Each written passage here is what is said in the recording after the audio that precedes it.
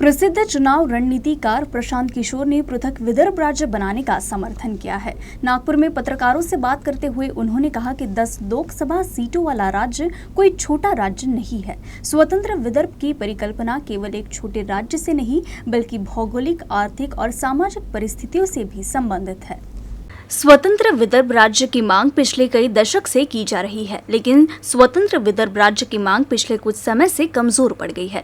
विदर्भवादी नेताओं का आरोप है कि सत्ता में आने वाली राजनीतिक पार्टी स्वतंत्र विदर्भ का सपना दिखाकर केवल राजनीतिक फायदा लेती है। अब प्रशांत किशोर के माध्यम से स्वतंत्र विदर्भ के आंदोलन को गति और दिशा देने का प्रयास किया जा रहा है। मंगलवार को नागपुर दौरे पर पहुंचे प्रसिद्ध चुनावी रणनीतिकार प्रशांत किशोर ने नागपुर में पत्रकारों से बात करते हुए कहा कि देश का 30वां राज्य विदर्भ हो सकता है। प्रशांत किशोर इसके लिए विदर्भवादी नेता, कार्यकर्ता, विविध संगठन के साथ ही नागरिकों के विचार जानने की कोशिश कर रहे हैं। पिछले कुछ महीनों से विदर्भ के सामाजिक राजनीतिक क्षेत्र से जुड़े हुए कई संगठन और व्यक्ति हमारे संपर्क में रहे हैं।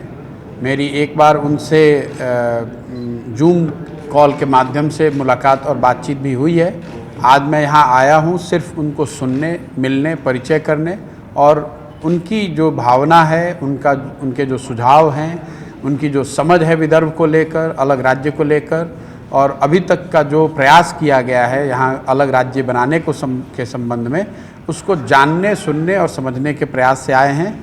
अभी मैं अपना विचार इस विषय पर क्या होना चाहिए, कैसे होना चाहिए, वो तभी कुछ व्यक्त कर सकता हूँ जब मैं लोगों को कुछ सुन लूँ, समझ लूँ। विदर्भ का जहाँ तक सवाल है, जो थोड़ा बहुत बाहर से हम लोग जानते समझते हैं, विदर्भ की परिकल्पना छोटे राज्यों की परिकल्पना से नहीं जुड़ी हुई है। ये छोटे राज्यों के अलावा यहाँ की जो भौगोलिक, आर्थिक, सामाजिक परिस्थिति है उससे भी जुड़ी हुई है।